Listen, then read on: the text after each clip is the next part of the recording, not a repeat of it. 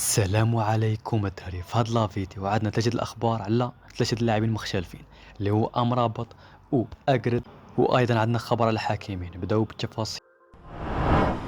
أولا نبداو مع أمرابط، بحيث قال المدرب الإيطالي جوفاني سكانو قال على أمرابط: بالنسبة لي سفيان أمرابط لاعب كامل وفي نضج كروي متكامل، وهو لاعب مهم للغاية بالنسبة لفيورنتينا، وفي رأيي إنه من بين أفضل 5 لاعبين خط وسط في البطولة الإيطالية.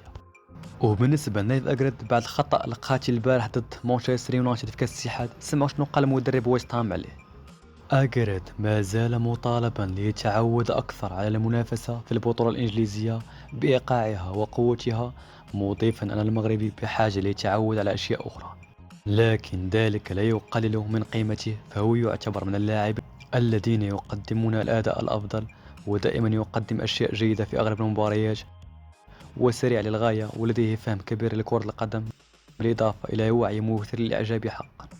هذه أشياء يمكن أن يمر منها، ولقد قلت أن اندماجه سيستغرق بعض الوقت في البطولة الإنجليزية، وهي لحظات عادية أمام الإيقاع المرتفع والضغط البطولة، لأننا نواجه لاعبين جيدين وأندية قوية، وعلى نيف أن يعتاد عليها. يعني صراحة تعليق احترافي ودافع عليه رغم الإقصاء. وكاين هضرة بلي ليفربول باغا تعاقد مع المغربي وحاطين بالأهداف، حيث باغي يديروا ثورة على مستوى اللاعبين في الصيف بسبب هذا الموسم الكارثي اللي كيعانيوه، يعني ينتدبوا بزاف اللاعبين في الصيف الجاي.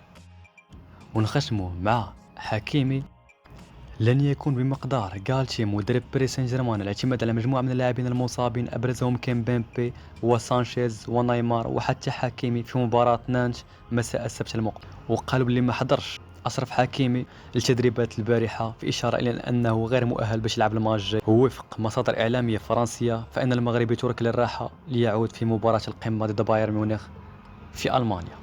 أشبه لكم الخوت وتهلاو في راسكم.